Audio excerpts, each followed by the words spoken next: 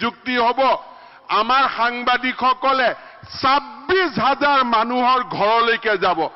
তাৰ ভিতৰত এজনেও যদি কয় যে মোক কোনোবাই চাকৰি দিছে আমি কোনেও চৰকাৰ নচলাও সিদিনাখনে আমি চৰকাৰ এৰি দিম ইমানখিনি মই প্ৰতিশ্ৰুতি ৰাইজক দিব পাৰো কাৰণ এই 26,000 নিযুক্তি আমি নিকা আৰু পবিত্ৰ কৰি অসমত হততে নিগেটিভিজম সৃষ্টি কৰা ঋণাত্মক পৰিৱেশ সৃষ্টি কৰি থকা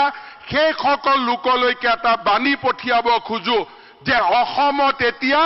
নিগেটিভ নেতিবাচক কথা কোৱাৰ দিন পাৰ হৈ গ'ল অসমত যদি থাকিব খুজিছে আশাৰ কথা লৈ থাকক আনন্দৰ কথা লৈ থাকক অসমৰ ভৱিষ্যতৰ সোণোৱালী সপোন লৈ থাকক এই ৰাজ্যখনতে থাকি